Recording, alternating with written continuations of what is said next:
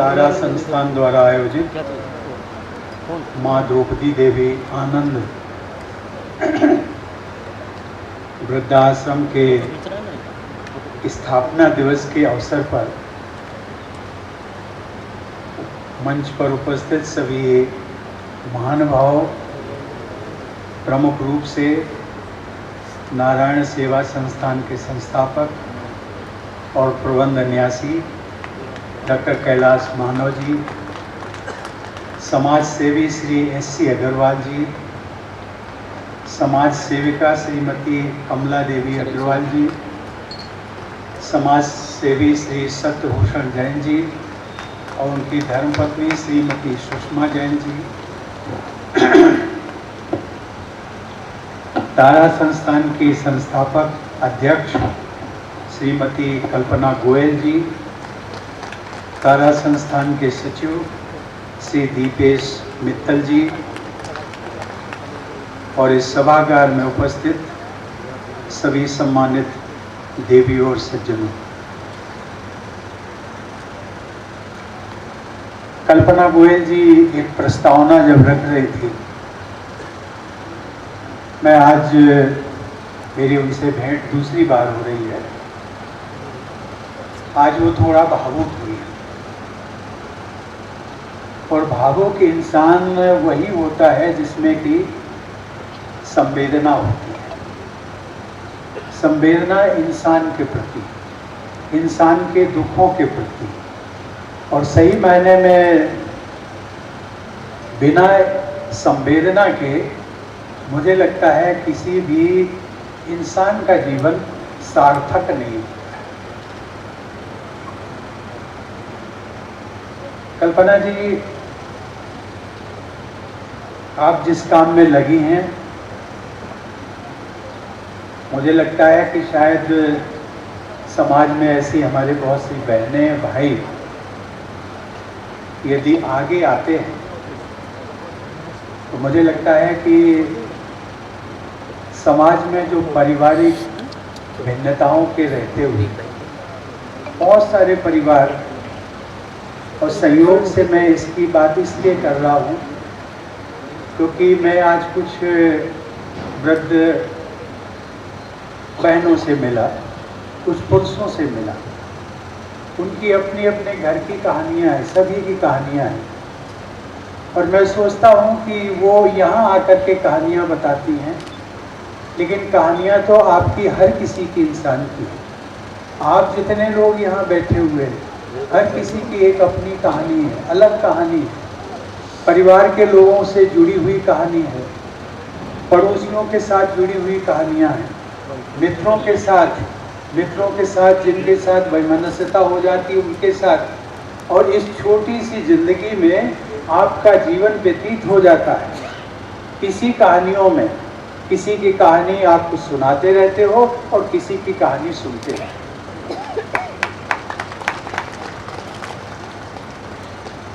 हम सब लोग जानते हैं कि त्याग, बलिदान और वीरता की भूमि उदयपुर में आप सबके बीच आकर मुझे प्रसन्नता है, लेकिन मैं भी भावुक हूँ। और जब मैं उन बहनों से मिला तो मुझे लगा कि शायद इनका जो संचालन कर रहा है वृद्धाश्रम का, शायद वो बहुत पुण्यवान व्यक्ति है, बहुत पुण्यवान।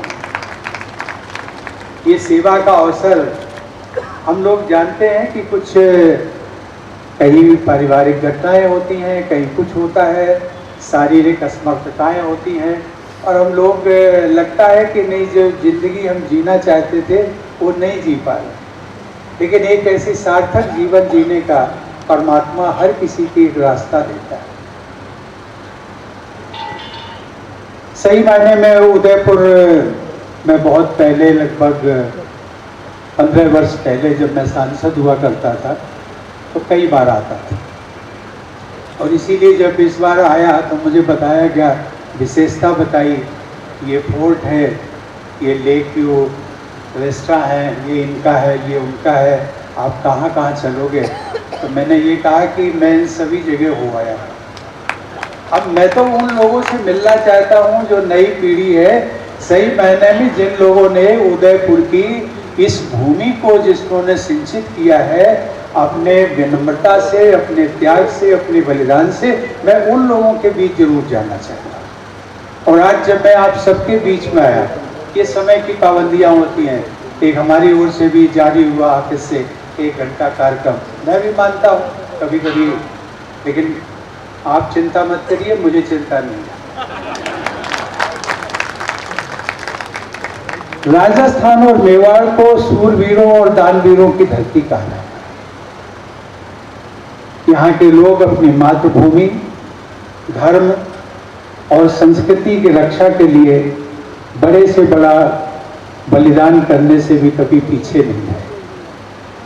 अपने पराक्रम, परोपकार और भक्ति भाव के लिए प्रसिद्ध जोधपुर, मेवाड़ और राजस्थान की कहानियां भारत के कोने कोने में कही और सुनी जाती है।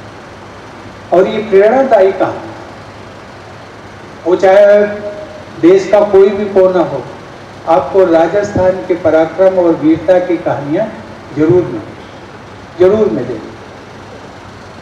महाराणा प्रताप की बात करें, भामाशाह की बात करें, मीराबाई, और इन सबका स्थान जो है हिंदुस्तान के हर इंसान के दिल में बहुत ऊंचा है, बहुत ऊंचा है। सचमुच में उन्होंने जो परंपराएं स्थापित की है, वहाँ तक पहुँचने में लोगों को बहुत कठिनाई होती है, हम लोग सोच भी नहीं सकते।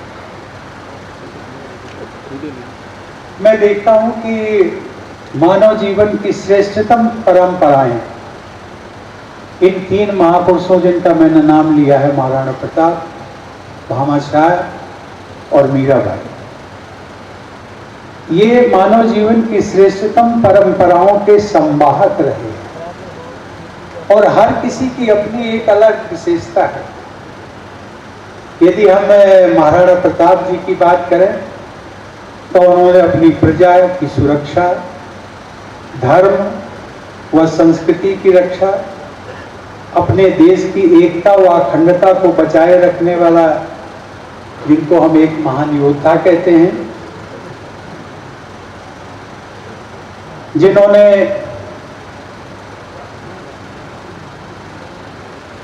इन सबके लिए कितना बलिदान किया कि आज शायद हमें कह दिया जाए तो शायद उस रास्ते की हम बात भी हम कभी सोच नहीं सकते हैं। उन्होंने घास की रोटी खाना मंजूर किया, लेकिन अपने देश की एकता, अखंडता, अपने धर्म, संस्कृति, मर्यादा को बनाए रखने के लिए वो पीछे नहीं हटे। भामाशाह, समाज का कोई व्यक्ति भूखा ना सोए, अभाव में ना जिए, कोई धर्म व संस्कृति की रक्षा और धन के अभाव में या गरीबी के कारण कोई हिंदू धर्म छोड़ने के लिए मजबूर ना हो, ऐसे सद कार्यों के लिए जिन्होंने अपनी धन संपदा और लक्ष्मी का सदुपयोग किया, ऐसे शायद प्रेरणा पुरुष हिंदुस्तान के इतिहास में बहुत कम।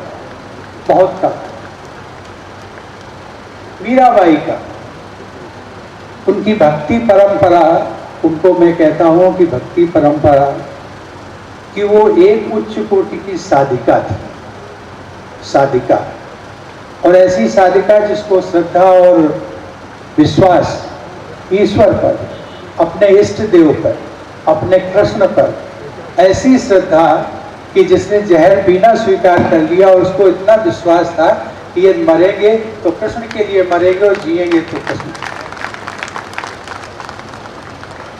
मैंने केवल इस क्षेत्र के, मेवाड़ क्षेत्र के केवल 3 महापुरुषों के नाम लिए, बहुत है,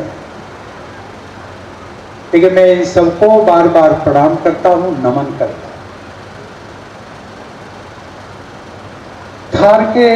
थार, इसको क्षेत्र को थार भी कहते हैं। थार के रेगिस्तान को राजस्थान की एक पहचान माना जाता है, लेकिन उदयपुर की ये नगरी या नगर अपनी सुरम्य झीलों और हरी भरी घाटियों के प्राकृतिक सौंदर्य से देश विदेश के पर्यटकों का मन मोह लेता है। परंतु मेरे मन को उदयपुर के सौंदर्य से भी बढ़कर राजस्थान और उदयपुर के लोगों के प्रेम और परोपकार की भावना ने प्रभावित किया। वृद्धजनों और निराश्रितों को संबल और आत्मीयता का दान देकर आपने राजस्थान की धरती का मान बढ़ाया।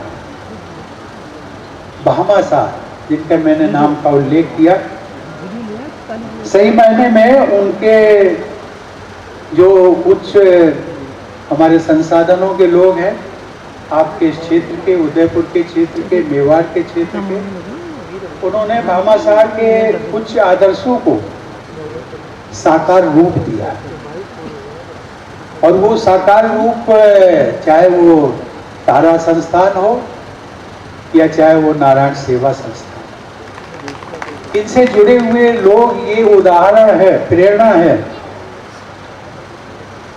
तारा संस्थान ऐसे संस्थान हैं जो इनसे जुड़े महानुभावों ने समाज के जरूरतमंदों और बेसहारा लोगों को गले लगाया। ये आसान काम नहीं है। किसी के पास धन संपदा होती है, लेकिन के एक दुखी इंसान को गले लगाना वो संभव नहीं होता। और इसलिए मैं आप दोनों संस्थान के जो महानुभाव जुड़े हुए हैं, मैं आपकी भूरी भूरी प्रशंसा करता हूं।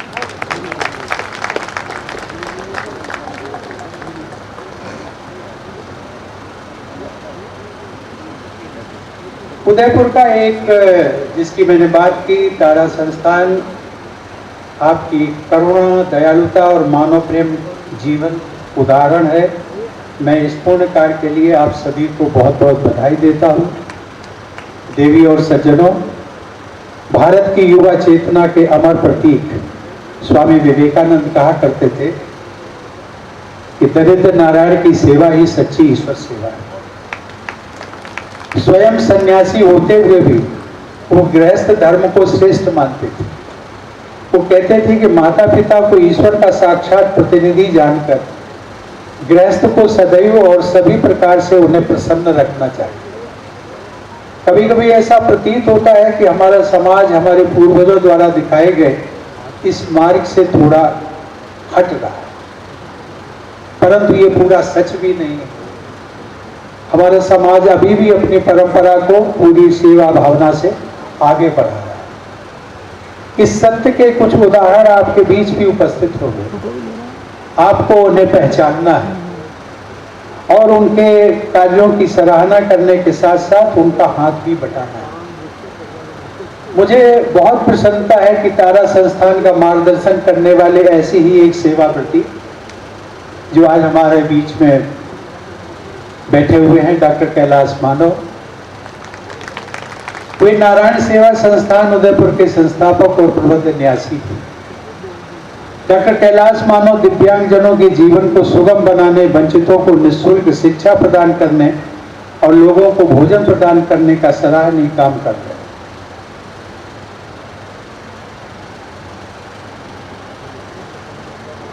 और कभी कभी मैं मानता हूं कि जिन 3 महापुरुषों को मैंने नाम लिया था, महाराणा प्रताप, उनकी वीरता, मीराबाई, उनकी भक्ति, और भामाशाह, उनका परोपकार की भावना, ये तीनों भावनाओं को यदि आप देखेंगे तो ये सही मायने में कभी कभी मैं ये कहता हूं कि वो तो हमारे बीच से चले गए, जिनका मैंने नाम उल्लेख किया।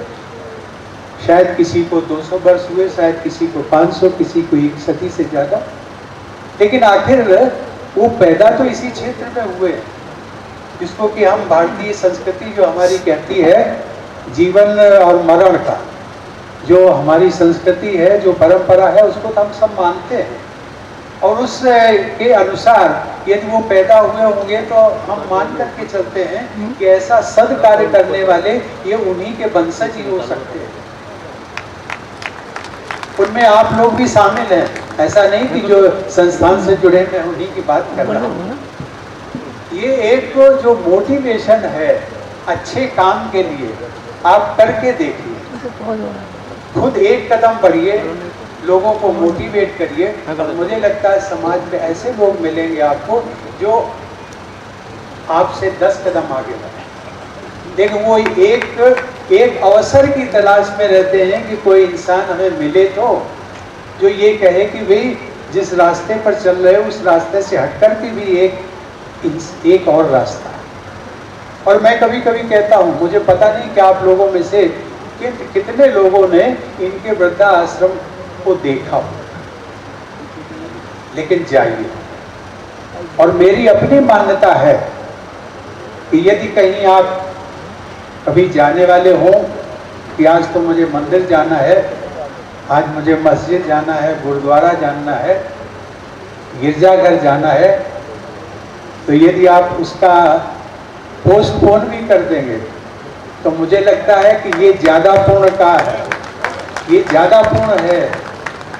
जिनकी दुखी आत्मा को आप टच करेंगे उनसे शायद जो आशीर्वाद जो मुख से मिलेगा, वो मंदिर में बैठा हुआ भगवान आपको मुख से तो नहीं देगा, अपनी भावना से जरूर आशीर्वाद।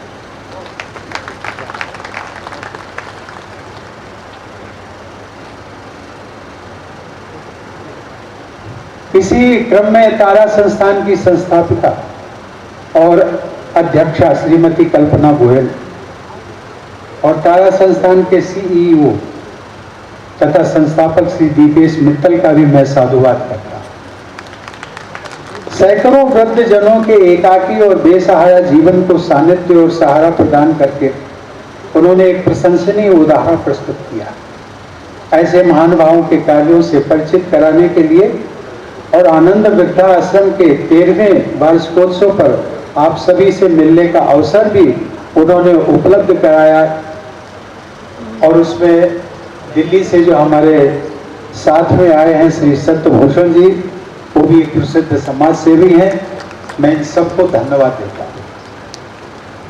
देवी और सज्जनों, एक सर्वेक्षण के अनुसार 1947 में भारत की आजादी के समय देश के नागरिकों की औसत आयु लगभग 30 से 35 वर्ष हुआ करती थी।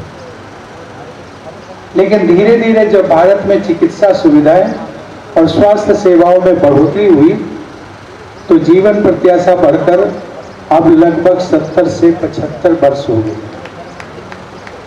इसका एक परिणाम ये हुआ है कि देश में वरिष्ठ नागरिकों की संख्या में भी अभूतपूर्व वृद्धि हुई है।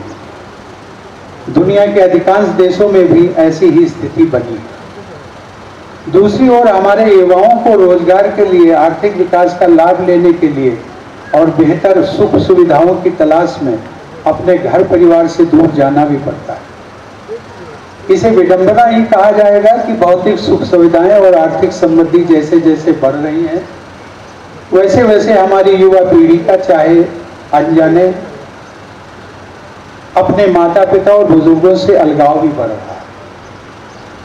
वृद्ध माता पिता को जो सम्मान, प्रेम और देखभाल मिलनी चाहिए वो नहीं मिल पाती। बुजुर्गों के एकाकीपन का दूसरा कारण हमारी पारंपरिक संयुक्त परिवार प्रणाली का विघटन भी है।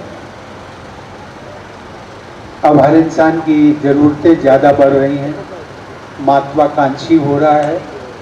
महत्वाकांक्षी, भौतिक महत्वाकांक्षी, और लगता है कि नौजवान बेटा और बहू को लगता है कि माँ बाप से अलग होकर के यदि हम एक अच्छा फ्लैट खरीद लें, एक नई मॉडल की गाड़ी खरीद लें तो उसमें ज़्यादा सुविधा होगी, और माँ बाप को छोड़ देते हैं। ऐसी परिस्थितियाँ आती हैं और ये हर परिवार में आती हैं धीरे धीरे, किसी में कम होती है, किसी में ज़्यादा होती है, लेकिन ये आती हैं तो वो बहकते हैं।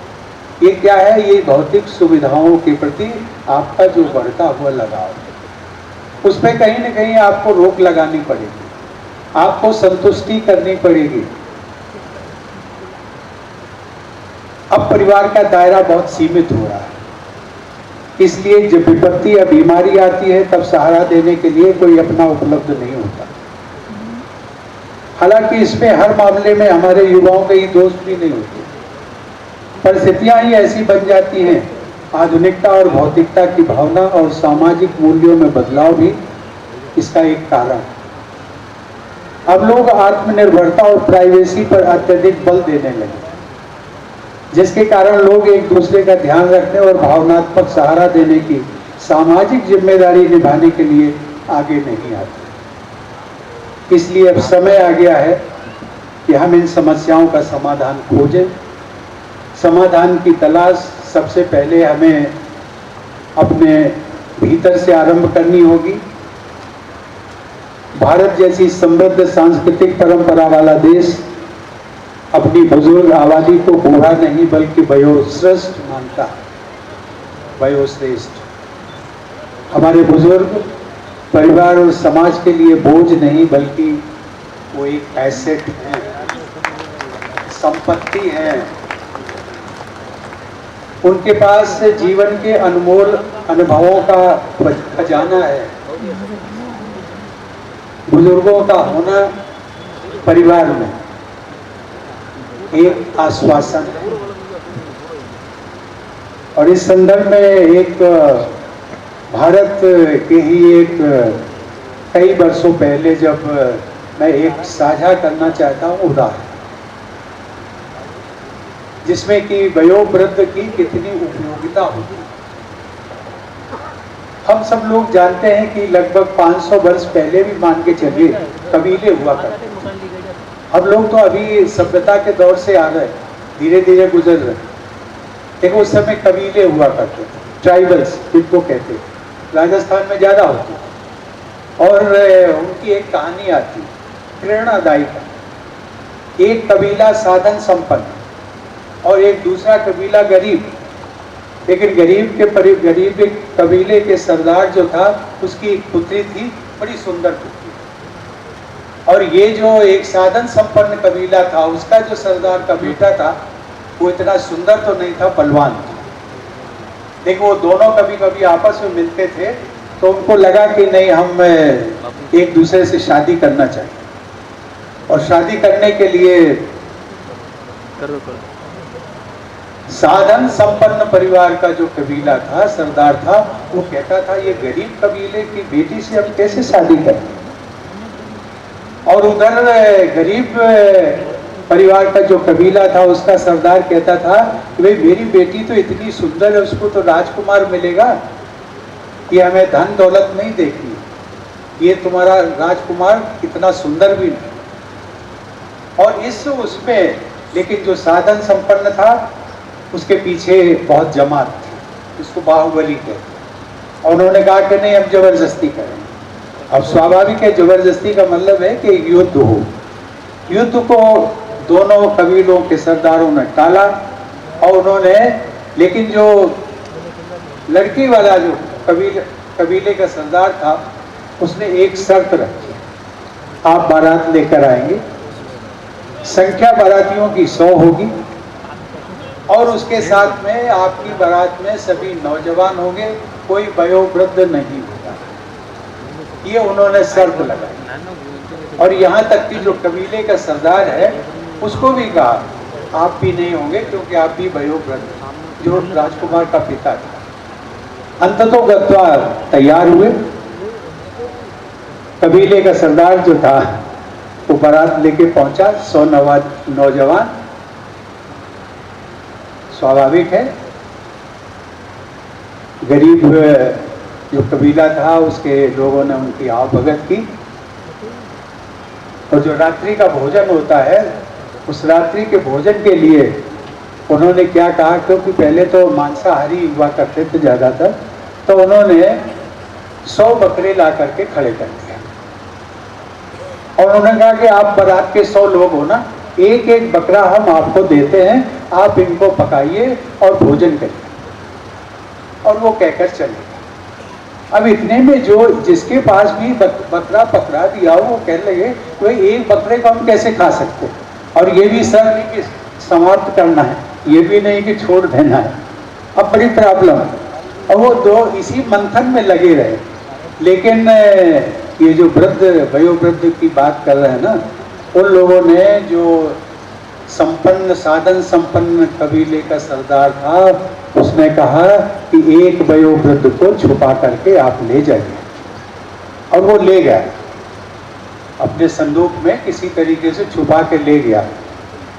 और जब वो समस्या आई तो उससे पूछने गया तो भाई ये समस्या है, क्या करें? तो उसने ये एक राय दी, उसने कहा कि आप एक एक को सबको दोगे कभी भी आप समाप्त नहीं कर पाओगे, इसको जला भुना करके तो भी नहीं आप एक बकरे को खा सकते हो। एक बकरे में तो कम से कम 2 या 3 लोग खा लेंगे, आपके फिर भी बकरे बच जाएंगे। तो उसने तरीका बताया, उसने कहा कि ऐसा है, आप एक बकरे को भूनो और उसमें से फिर पीसेस काटो और पीसेस छोटे छोटे टुकड़े और 100 लोगों में बांट दो। और जब ये परंपरा अपनाई गई तो आपको जानकर हैरानी होगी, एक बकरा कटता था, बहुत सारे लोगों को हिस्सा भी मिल भी नहीं पाता था और वो हाथ उठाते थे, मुझे तो मिला नहीं, मुझे तो मिला नहीं।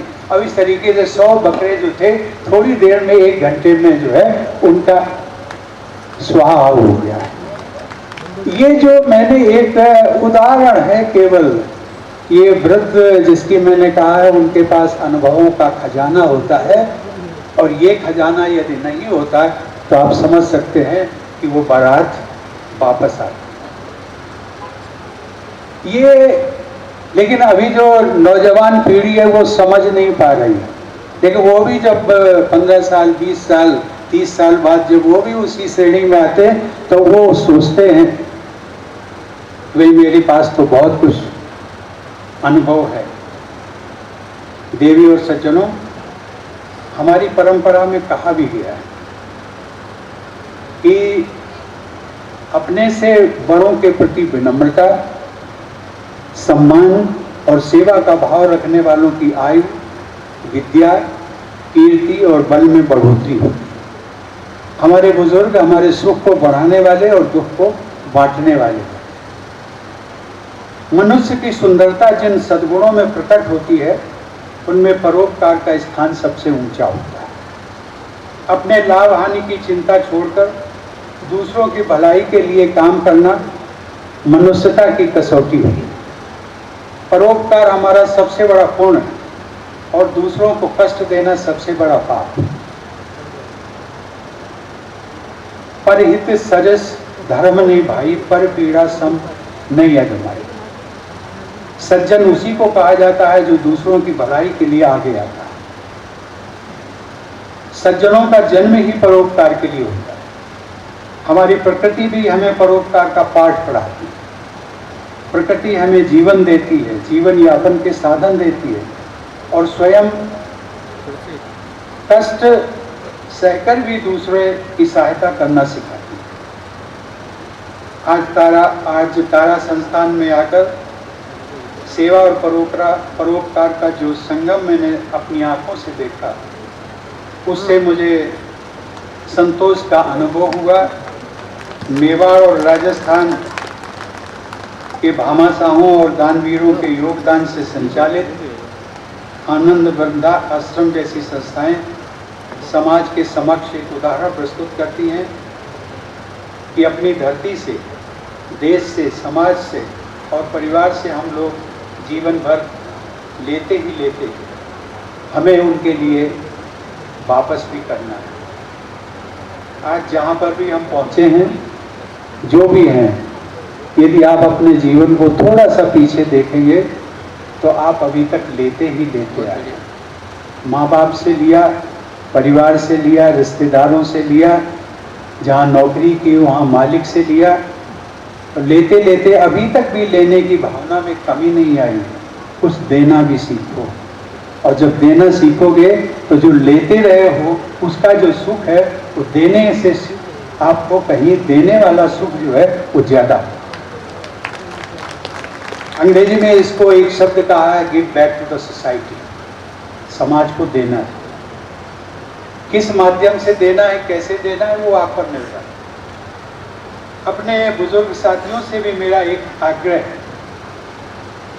घर से दूर जाकर भी अपने जीवन को सुखी और समृद्ध बनाने के मार्ग पर अपने ही बच्चों को भेजा है, आपने भेजा है। उनकी भी कुछ परेशानियां हैं, कुछ मजबूरियां हैं, आपको उनका भी ध्यान रखना है। कुछ परिवर्तन समय के साथ जरूरी भी होते हैं। आप स्वयं को अनुपयोगी न समझें, और उसका उदाहरण हमने देखा। यहाँ पर 15 वृद्ध व्यक्ति यहाँ आए। देश के जो महापुरुष हुए हैं उनकी श्रेणी की जो भूमिका है उन लोगों ने निभाई और कितने अच्छे ढंग से निभाई। मैं चाहूँगा एक बार उन सबके लिए फिर ताली। मतलब आप अनुपयोगी नहीं हुए हैं, आप उपयोगी हैं और इससे भी ज़्यादा उपयोगी और हो सकते हैं। आप निर्धन नहीं हैं, आपके पास अनुभव का धन है। आप निर्बल नहीं हैं, आपके पास आत्मविश्वास का बल है। आपके अंदर निराशा नहीं, आशा की पूंजी है। आइए इस पूंजी के बल पर हम सब मिलजुल कर सुख और आनंद का जीवन जीने के लिए अग्रसर होते रहें। धन्यवाद। जय।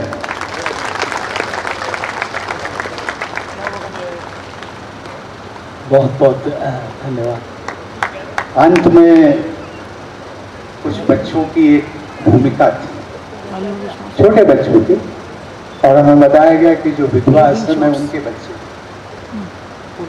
इनकी भी मैं इतना ही कहूँगा कि बच्चे अभी बाल्यावस्था में, लेकिन उन्होंने एक गीत प्रस्तुत किया प्रभु श्री राम का, जब 22 जनवरी को प्राण प्रतिष्ठा हुआ उससे संबंधित एक गीत भी प्रस्तुत किया। सबको अच्छा लगा, मुझे भी अच्छा लगा।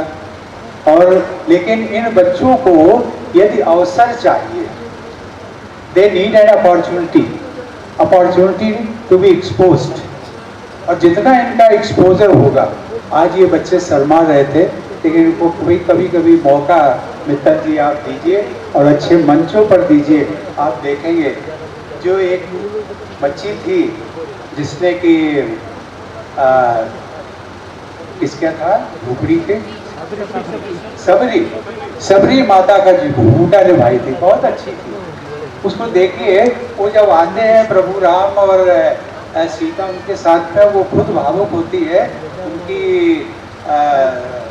दीप प्रज्वलना करती है, पैर छूती है, और उसकी जो ड्रेस है, ड्रेस कोड भी ऐसे ही लगती है कि वाकई में व्रत है, व्रत ना होते हुए वृद्धा बनी।